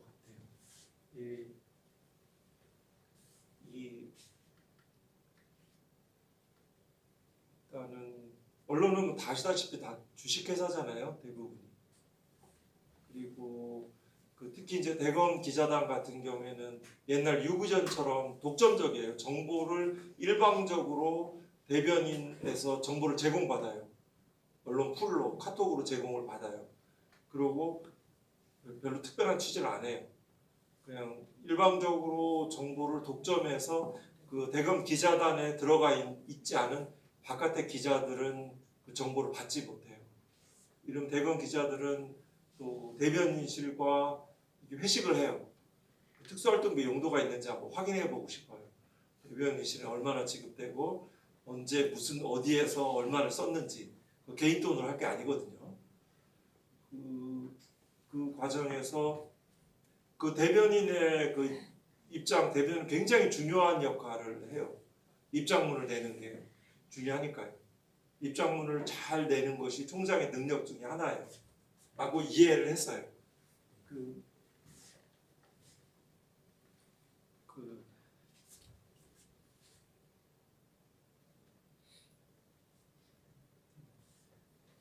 이렇게 검언유착 관련돼서 이런 진행들이 있고, 근데 이제 결과적으로 제가 한겨레 신문에도 그때 한번 칼럼을 기고했던 적이 있는데요. 더 이상 검찰 뉴스가 언론에 나오지 않는 세상을 꿈꾼다. 검찰 좀 안 나왔으면 이렇게 검찰이 지금은 검찰 독재라고 규정하는데 그거는 뭐냐면 우리 마음이 편안하지 않다는 거. 우리는 누구나 다 털면 털릴 수 있는 존재들이고 많은 규정 위반들을 할 가능성이 있는 존재들이고 또 나의 정보들이 내가 결정해서 함부로 사용되지 않기를 바라는 사람들인데 이 과정에 대해서 그래서 이제 지금 이제 뭐 디넷이라고 디지털 정보들이 이 대검 내에서 이제 그것들이 이제 휴대폰 정보를 통째로 보관되어 있는 것들이 이제 문제되는 이유 중에 하나가 그건 거죠. 불안하게 그 어딘가에 별건 수사로 쓰여지고 또 그게 언론에 보도되면서 나의 삶 자체가 무너질 수 있다. 그 불안함들. 민주주의 국가는 그래서는 안 되죠. 그냥 여기까지 해도 하고요. 혹시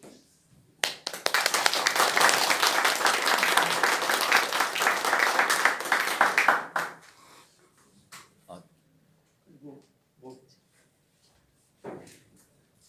질의응답. 사실은 질의응답으로 계속 했으면 더 재밌었을 거예요.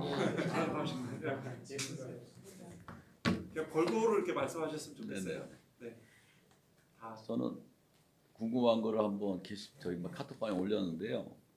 그 김용원 변호사가 쓴 책이 있어요. 천당에 간 판검사가 있을까? 어느 변호사가 썼다고요? 김용원. 네. 1955년생이시고요. 뭐 국힘당으로다가 네. 공천받으려 했다가 잘렸는데 무소속으로 나왔다가 네. 그 선거법 허위사실 공표죄로다가 재판을 받았고, 네. 근데 선거법 허위사실 공표죄가요 네. 대한민국에만 있답니다. 네, 다른 네. 나라는 없다고 하네요. 네. 거기다 뭐 100만 원 형을 받으면 잘리는 것도 네. 그 잘못된 법이라고 이 책에다 써놨더라고요. 네.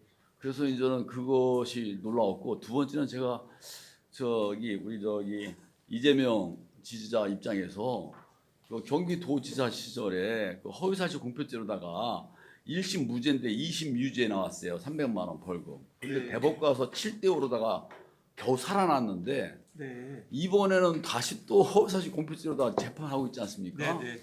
그것도 마찬가지예요. 네. 별거 아닙니다. 그 누구를 알았느냐 몰랐느냐 직원을. 그걸 직원은 몰랐다는 말이 정확하죠. 근데 사진이 있으니까는 그걸 허위사실이라 해가지고 지금 재판 중인데, 만약에 그게 유죄가 나오면은 400억을 물어내야 되고 다음 대선에 못 나옵니다. 그래서 이게 뭐랄까, 대법원의 전원 합의체에 단순 다수결 이 유죄를 때리는 시스템이 난 도저히 합리적이지 않고, 서양을 보면은 유죄는 최소한 절대 다수 3분의 2 이상으로 다 유죄를 하거든요. 그래서 그런 시스템이 대한민국에만 있는 것 같아서 네. 그 점에 대해서 좀 굉장히 답답해하고 있습니다. 네. 문제의식에 공유합니다. 아, 그 해결책이 없는 거예요. 해결책이. 있죠. 아, 그 그렇습니다. 항상 이제 제도의 문제하고 사람의 문제들이 있는 거죠.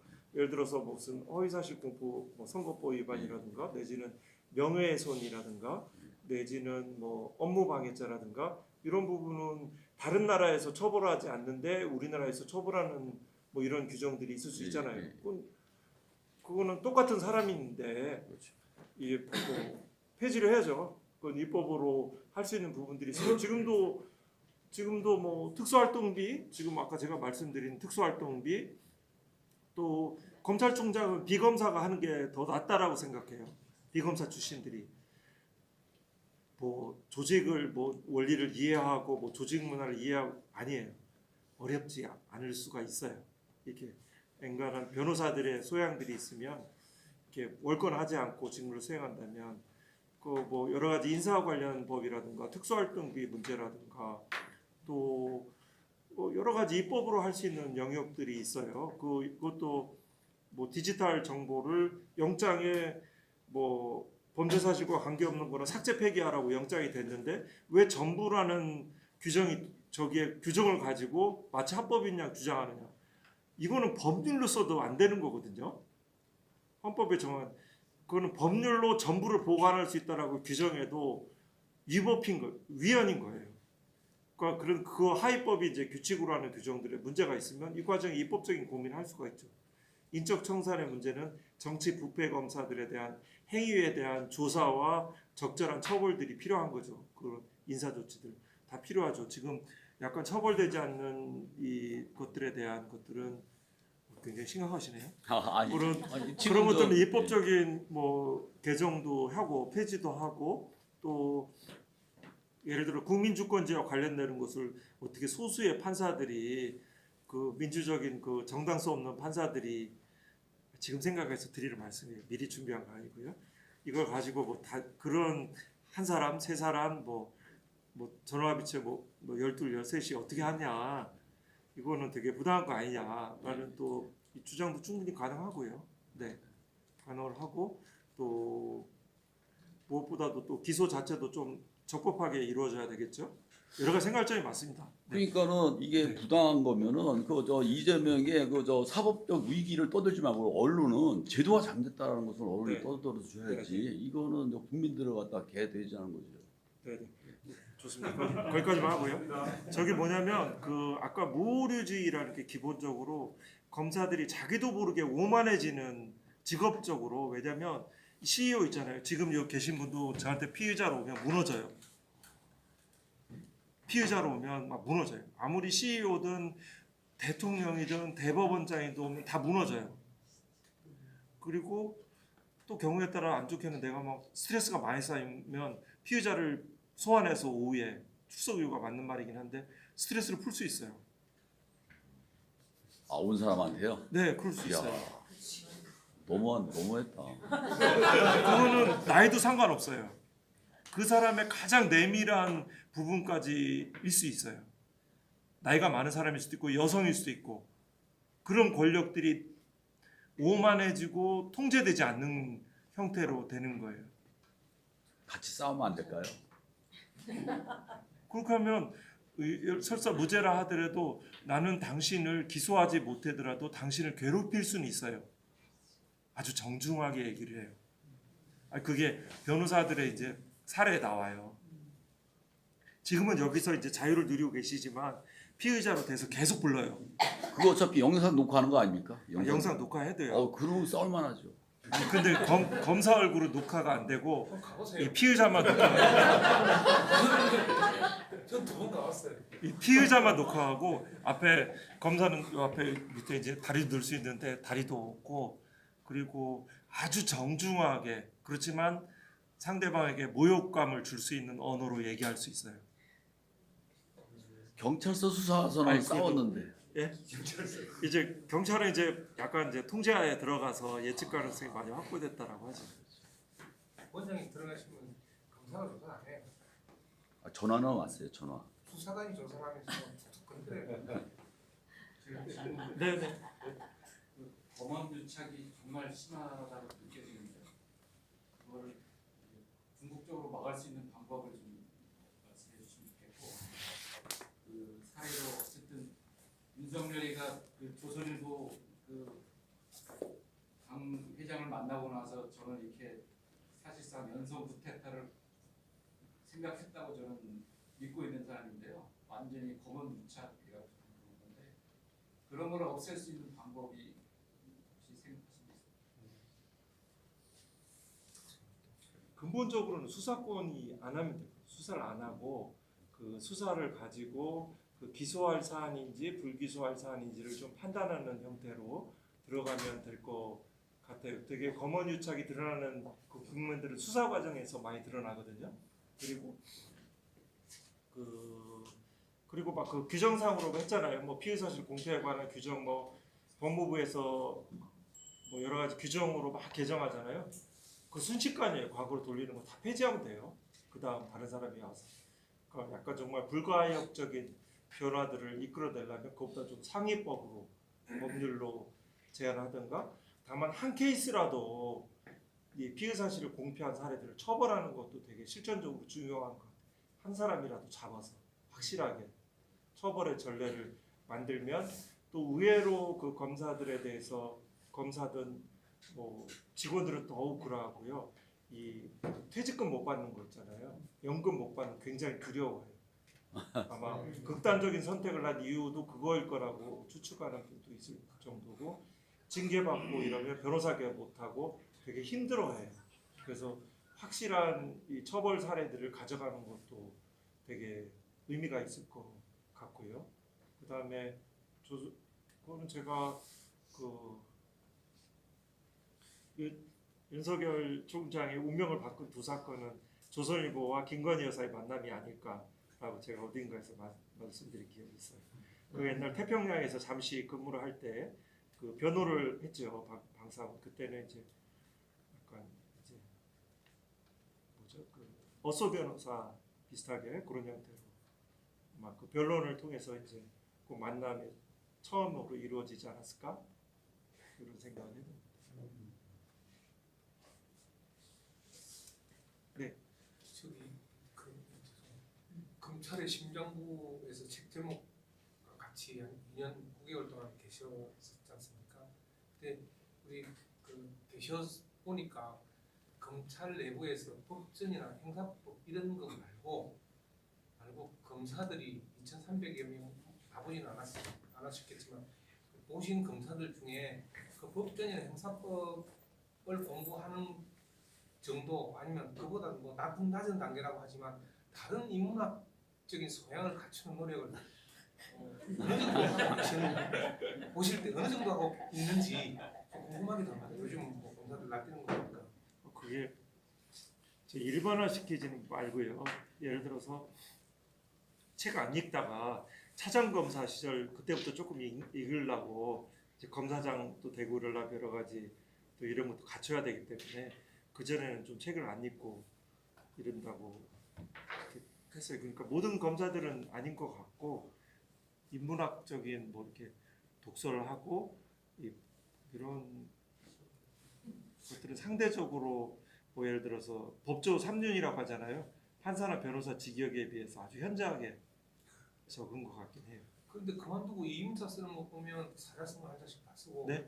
사자성어 그렇죠. 그것도 저도 쓰고 좀 그러더라고. 그래서 저거 내가 볼 때는 이 검체도 안 간 사람들이 저런 걸 어디서 주워서 그걸 쓰는지 저도 그래서 이제 퇴임사 이런 제가 예를 들어서 아까 부장검사 이상관 때도 이제 결재를 하고 실제 수사를 안 한다고 하잖아요. 직업이 달라진다고 표현을 해요. 부장이 되면 평검사하고 직업이 달라지고 차장이 되면 그것도 직업이 달라져요. 그러니까 이렇게 업무 강도는 높지 않고 대우는 높아지고 이제 검사들은 되게 많이 받쳐주고 법무연 수원 과정에서 저는 월급 다 일정하게 지급되고 그냥 연구과제 한 건 처리하면 되고 다 숙직도 제공하고 저는 그 자리 보냈으면 되게 좋아했을 것 같은데 저는 그 자리를 갈 수가 없더라고요. 근데 그 과정에 좀 말씀 놓쳤네요. 제가 절반도 잘안 들을 것 같아요. 네? 그렇게 노래 가시는 분 절반도 잘 안 드실 것 같은데 검사들 중에. 예, 한자 이렇게 쓰고요. 그런 말들 저도 좀 그 뭐냐면 이 직위가 높아갈수록 시간들이 확보가 되면서 그때 책을 좀 읽으세요. 그래서 뭐 예를 들어서 옛날 주로 고전들을 좀 많이 읽는 것 같아요. 서경도 읽으시는 것 같고 서경 옛날 공문서 이런 것들이잖아요. 논어맹자 이런 것들을 좀 읽고 뭐 명경지수란 말들 많이 써요. 인사를 할 때 명경지수와 같은 마음으로 뭐 평가를 해야 된다. 뭐 이런 말, 그게 약간 뭐 일단 의식적으로 옛날 중국의 한자를 씀으로 해서 그거를 좀 이렇게 포장하는 효과도 있는 것 같고, 약간 삼천포로 빠지면 옛날 소아담 선생처럼 하늘전자 가지고 많은 시간들을 궁구해서 그 이치를 깨닫는 그런 건 아니고 그냥 그런 사자성어들을 이 어떤 상황에 넣는 거죠. 이렇게 약간 그런 것도 있고, 약간 포장하는 것도 있고, 또 이제 명경지수 같은 거는 현재 실제 상황은 그렇지 않은데 약간 인지부조화를 해소화하는 정당화 역할도 하는 것 같고. 이게 약간 그래서 저도 한자를 쓰는 거를 굉장히 좀 약간 생소했어요. 예를 들어서 꼭 누가 쓴 말은 아닌데 예를 들어서 집단 지성, 카르텔 이런 말들 제가 대검에 있을 때 좀 사용했었거든요. 회의 때. 그럼 그게 어느덧 다른 그러니까 언어 몇 가지 단어에 대한 좋은 말이네 하고 쓰는 것들을 제가 몇 차례 발견했어요. 그래서 예, 그래서 그 예? 저 멋있는 게 나오면 흡수를 바로 해서 쓰고. 그 단어 머리가 좀 조난관 그 검사가 그 객관화 인물을 잠깐만요. 예. 여기 아, 예. 하시라고 있어요. 예. 여기 앉아가지고 말씀드리면서 이 검찰 폐 근원이 뭘까 이제 생각을 하면서 들었거든요. 근데 아무래도 수사권과 기소권을 과도한 권한을 독점한 채로 또 그들의 결속력도 되게 좋았고 그게 원인이지 않을까 해서 사실은 이제 수사권과 기소권을 분리하는 문제 혹은 또 기소청으로 바꾸자는 개혁안들이 있잖아요.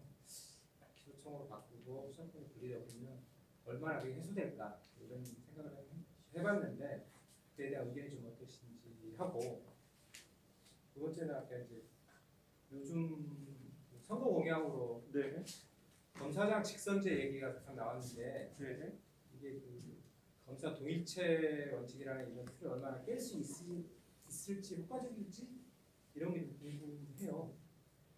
예를 들면 조국혁신당에서 그런 안을 냈는데 그러다가 이 검사들이 정치인화되는데 길을 터주는 거 아닌가 이런 생각도 해볼 수 있잖아요. 그 부분에 대한 의견도 궁금하고 너무 많은데 하나만 더. 되게 이제 정부 조직이 견제와 균형의 원리로 되잖아요. 이렇게 과도한 권한들이 가면 견제와 균형이 되는 방안이 대부분 시간 속에서 되게 나오기 마련인데 그게 거의 뭐 수사권과 기소권의 독점이라는 문제 때문에 없었잖아요. 근데 과연 이거를 해결할 실행 방안이 있을까 해서 지금 뭐 유일하게 가능한 게 뭐 인사권, 청와대 인사권 내지는 그 탄핵, 검사 탄핵 이 정도일 것 같아요. 근데 혹시 이 부분에 대한 것들이 뭐가 있을지 뭐 혹시 생각해 보셨다면, 그리고 혹시 검사 수를 그냥 2,300명에서 1,000명으로 줄여버리면 어떤가 이런 생각을 해봤는데, 네, 이런 방안은 어떨지 이런 생각을 해봤는데, 말씀하신 오늘 이렇게 대충 책 얘기 하시면서 들었던 궁금한 점이 세 가지가 있었습니다. 그 세 가지 중에 뭐 수사 기소 분리로 얼마만큼 해결될까? 네, 그럼 기소청이라고 네, 라인 나왔을 때 그 개혁이 훨씬 더 어렵고 어느 한 시점에 완성되는 것은 아니어서요. 이 그러니까 수사 기소 분리는 모든 것을 하면 그 근본적인 지점은 거기에 닿더라고요. 그 권한을 그 분산시키고 견제하는 것들로 가야 되는 건 맞는데, 그 기소권 자체도 굉장히 막강한 권한이어서 기소권 하나만 남는다 하더라도 기소에 대해서도 그 기소를 또 통제하고 감시하고 견제할 수 있는 것들이 또 필요하다. 다른 장치가 더 예, 그래서 제가 생각했던 거는 이제 그 미국의 법무부 감찰관, 또 영국의 뭐 검찰 감찰청, 또 유럽에서도 이제 반부패 기구에서 다 나오는 것들이 뭐냐면, 그 독립된 총장이나 수사부서로부터 내지는 지휘권으로부터 독립된 기구인 감찰부서가 존재해야 된다. 그리고 감찰 과정과 결과들이 이 공개가 돼야 된다. 그때 이제 홈페이지에도 다 공개되거든요. 그 사람들 리포트 형태로. 그래야지 실효성이 확보되거든요. 지금 궁금하지 않아요? 지금 왜 손준성 왜 무혐의 됐는지 궁금하지 않아요? 그렇죠. 공개돼야 되죠. 이러저러한 그 회의 자료는 어떤 것들이 있었고 무슨 이유 때문에 됐든지, 왜 또 누구 해임은 무슨 이유로 됐는지 공개돼야 되죠. 비공개됨으로 해서 여전히 누가 물어보면 감찰 자료이기 때문에 공개할 수 없습니다. 사생활과 그렇지 않아요. 그 승진시켰던 궁금하고. 예, 뭐 그런 것들도 이렇게 계속 여전히 아주 디테일한 고민들이 좀 필요할 것 같고, 검사장 직선제는 되게 각 정당별로 공약과 관련되는 측면인 것 같아서 제가 좀 말씀드리기 좀 적절치는 않은 것 같긴 하네요. 민주적 통제 관점에서 아마 된 것 같고, 그 생각하시는 우려들도 역시 있을 것 같아요. 검찰총장을 중심으로 한 그 검사 동일체 원칙이라는 이런 틀은 많이 깨질 수도 있는 건지, 그런 것들도 궁금한데. 네, 그 뭐 기존에 뭐 아무래도 좀 뭐 그런 측면이 있겠죠. 또 뭐 인사권 검사 탄핵 1,000명 줄이는 거 이렇게 얘기했는데, 그건 뭐 지금 현재 검찰에서 가용되지 않는 인력들이 꽤 많아요. 보건검사들, 그다음에 정책부서들, 또 이렇게 부장 이상들, 이게 상당히 실질적으로 업무 강도가 높지 않은, 검찰총장보다 더 월급을 더 많이 받는 호봉이 높은 고공검사들이 있어요. 여러 가지 것들에 대해서 예산의 효율성 관점에서 이렇게 들여다보면 어떤 때 보면 검찰 조직을 컨설팅 한번 해보고 싶어요. 그러면 예산 낭비들도 좀 많이 있는 것 같고, 뭐 관용차 지급 문제도 그렇고, 그리고 명예퇴직금 다 받고, 뭐 여러 가지 예산적인 문제도 있고, 아주 세부적인 안들은 여러 가지 고민 진짜 많이 해야 될 게 많아요. 직급을 아예 하한시켜야 되나? 뭐 인원수는 업무량하고 좀 관련되긴 하겠죠. 이른바 중대범죄수사청으로 갈 사람들이 꽤 있어요. 수사관들 다 사무관들, 전무서는 거기서 나오는데 가고자 하는 사람들 많아요. 검사들도 나 수사하는 게 더 좋아하면 글로 가면 돼요. 근데 이제 생각보다 이 수사기소 분리에 가면 생각보다 완강해요. 그거는 왜냐면 오랜 우리나라의 카르텔이에요. 친일, 그러니까 뭐 어떤 사람 역사적 관념적 임진왜란까지 가던데요. 이 친일에서 이제 이런 묶어져 있어요. 서로 연결돼 있어요. 언론, 보수 언론하고 검찰하고 또 교회하고 뭐 영락교회 등 있잖아요. 서부청년단하고 그다음에 거기 교회를 다니는 재벌 3세들 연결돼 있어서 수사기소권 분리 자체도 굉장히 어려울 거예요. 민주당 내부에서도 여러 가지 연애들이 또 있을 거고. 쉽지 않아요. 밝히기 어려워요. 그렇지만 또 살아생전에 다 경험하는 거 재밌지 않아요? 그 저 조난관 씨가 그 객관의 의무를 지키지 않았는데 그게 저기 뭐야 장모 사건에서 경찰에 조사한 것을 누락시켜서 그런 것을 읽다 보면요 검사의 객관적 의무를 하지 않았을 경우에 처벌받은 사례가 없어가지고 그게 형법 조항이란 게 그런 게 없나요? 검사의 객관 의무만 있고 안 지키면 처벌 조항은 없어서 그런 건가요? 뭐 외국제도나 이런 건 없고요. 예를 들어서 이제 그 객관 의무를 너무 한 분이 질문을 좀 하시는 거예요. 아니, 죄송합니다. 없어가지고 예. 평등에 반해요. 아직 많이 있어요. 아 그렇습니다. 저 개인적으로 나중에 얘기할게요. 알겠습니다. 저기 객관 의무를 인정하지 않았다고 예를 들어서 무죄 결정적인 무슨 감정서 같은 거 있지 않는데 그걸 제출하지 않았다고 손해배상 민사상 손해배상을 인정한 사례는 있더라고요. 근데 형사적으로 객관 의무를 위반했다고 처벌하는 사례는 없어요. 알겠습니다. 어느 검사가 그 수사하고 기소하겠어요? 아 그럼 이제 그게 이제 생각할 수 있는 거지. 직권남용죄가 될 수 있겠죠, 그죠? 직권남용죄, 직무유기죄 부분은 이제 고발돼서 그런 사례들을 만들고 그것들이 하나 이제 판단 기준이 나오고 아 이렇게 처벌될 수 있다는 것들을 만들어 가야 되죠. 딱 맞아요. 왜 객관 의무를 위반해서 저기 뭐 장모 사건 그거는 뭐 여러 가지 사실관계들도 뭐 확인해 봐야 되고요. 그 사들을 여기다 얘기하기는 조금 너무 부피가 큰 것 같아서요.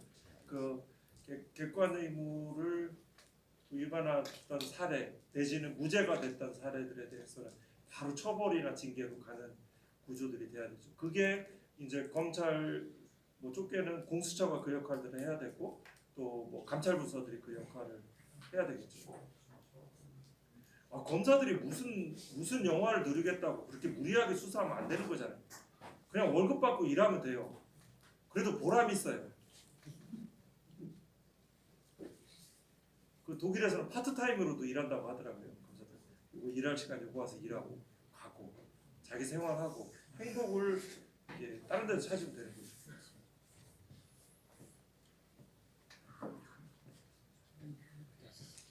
저도 질문하는 네. 아니, 저 일방적인 견해니까요. 왜 윤석열 검찰총장에 대해서 법무부 추미애 장관이 징계 청구했잖아요. 그때 검사들이 떼거지로 다 반대, 비판, 성명 내고 그게 막 직원단에서부터 고검, 대검 해서 마지막에 조남관인가 그 사람이 법무부 차관이었던 걸로 기억하는데 그 총장 대행이죠. 그때요? 아니야. 근데 아무튼 저 추미애 밑에서 차장검사, 대검 차장검사. 그래요, 맞아. 근데 마지막에 그 사람이 추미애 장관에게 아이 장관님 이건 아닙니다라고 이렇게 마지막에 쓴 걸 기억하거든요. 마지막 저항이었죠, 반박이고. 근데 감찰부장이셨잖아요. 저 새끼들 감찰해야 된다는 생각은 안 하셨습니까? 좀 만약 공무원법 위반으로 치면, 걔네들이 적용하는 법 방식으로 치면 다른 공무원 사회에서 만약 그렇게 합법적인 거잖아요. 장관이 총장에 대해서 징계 요구권을 갖고 있는 건데 합법적인 권한을 행사했는데 집단으로 청별로 돌면서 집단 행동을 하면 다른 데 같으면 혼이 날 것 같거든요. 검사들이 당장 수사 들어갈 것 같거든요. 네. 그래서 혹시 그 당시에 감찰부장을 하실 때 저것이 감찰 대상 아닌가 하는 생각을 해보셨나요? 사후적으로 생각을 해보니까 제가 조금 더 용기를 냈어야 되고요. 제가 대검 감찰부에서 있을 때 대검 감찰부서에 있는 부장검사들이 각 과장들이 와서 감찰부 명의로 성명서를 내겠대요. 네. 반대한다고. 그건 말리셨더라고요. 아니 이거는 뭐 4명 다 그때 뭐 이성윤, 심재철 다 그냥 거기 자기 이름 넣었어요. 네. 그게 뭐냐면 말씀하신 대로 일반 교육 공무원들이라든가에 대해서 다 뭐 수사의 잣대를 들이댔잖아요. 그 사람. 그럼요. 그리고 이거는 전체적으로 어느 인사권자에게 행정부 외청인데 어느 부서가 이렇게 집단적으로 한다. 이건 부당하다라는 인식은 제가 가지고 있었어요. 그런데 그 당시에 이제 징계 국면에서 그게 이제 11월, 12월 그때가 굉장히 일대 격돌이 일어나고 그러면 완전히 저는 그때 왜 그랬나 싶고 나중에 보니까 그렇게 일대 격돌이 일어나고 또 언론에서도 조선일보에 대해서 저도 막 굉장히 공격을 당하고 또 마찬가지로 뭐 법무부도 뭐 추장관도 그때 뭐 특별하게 뭐 또 그랬고 청와대도 좀 그랬고 전체적으로 이 검찰 내에서는 모든 사람들이 그냥 살벌한 살기들이 돌면서 그렇게 맞아요. 조중동은 막 추장관 조지고 그 있었고 내부적으로도 윤석열 막 붙이고 내부적으로 근데 이제 그 지점들이 뭘까? 예. 근데 이제 그때 이제 일대 이제 가장 큰 전쟁이 일어났던 시점들이 그때 12월이었던 것 같아요. 12월 그때 큰 격돌인데 반면에 그 문제의 심각성들에서 생각하고 있는 사람들은 그리 많지 않았던 것 같아요.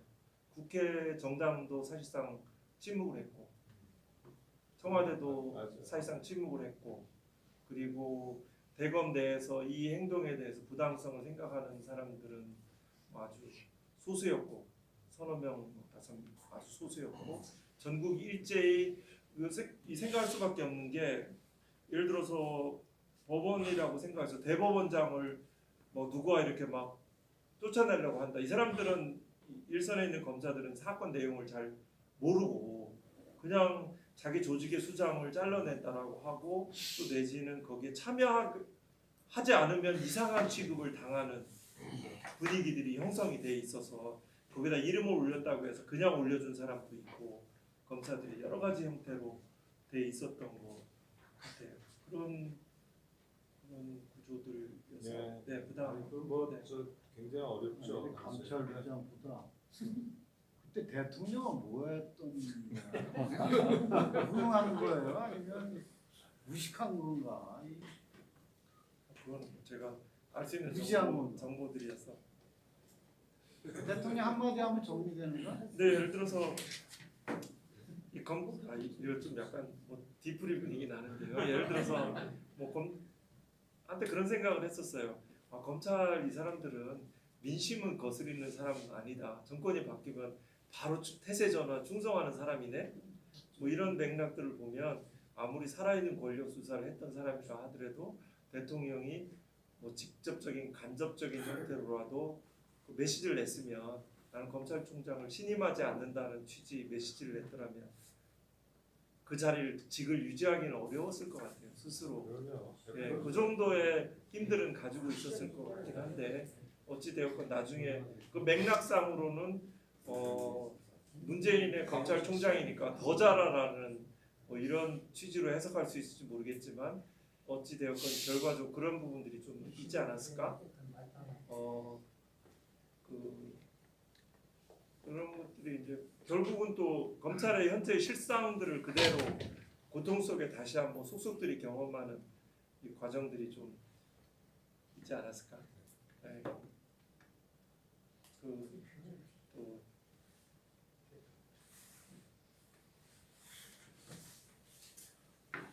네. 이게 이상합니다. 이렇게 되니까 조국 대표 느낌이 좀 납니다. 개인적인 질문인데요. 책을 쓴 이유가 검찰 개혁에 관련된 하고 싶다는 거잖아요. 그러려고 하면 이번 기회에 이번 선거에 어떻게 해서 그래 하는 게 제일 빠른 길 아닌가 싶은데 그런 말씀이 안 나와가지고 궁금했었습니다. 여쭤보고 싶습니다. 여기 제안이 없으면 이런 거 네, 뭐 이렇게 저 페이스북에도 썼는데 여러 곳에서 어떤 곳은 진지하게 어떤 것은 조금 다소 이런 식으로 해서 여러 곳에서 영입 제안을 받았었는데요. 마음으로 동의하고 또 생각으로도 동의하고 그렇게 생각을 했는데 저는 몸이 잘 안 움직이더라고요. 뭐 그래서 막 동의한다 뭐 이래서 이렇게 약간 페이스북 상으로는 이렇게 지지하는 지지에 커밍아웃을 했죠. 또 뭐 국회의원이 할 수 있는 일이 있고 또 밖에서 할 수 있는 일이 있잖아요. 또 다른 또 우리 대리관계부 할 수 있는 일이 있고. 그리고 이게 막 실명으로 지금 현재 계속 중인 사람을 쓰는 것도 참 공교로운 일이긴 한데요. 네. 혹시 추가 질문 있으신지?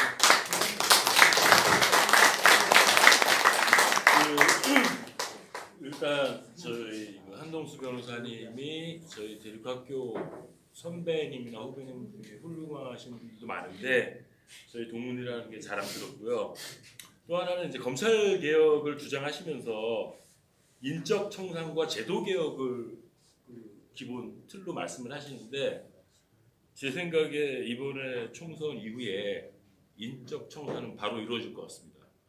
그렇다면 제도 개혁만 남았으니까 거기에 이제 저희가 총선에 최선을 다해야 될 것 같아요. 자, 그럼 오늘 수고해 주신 저희 강사님께 큰 박수 부탁드립니다.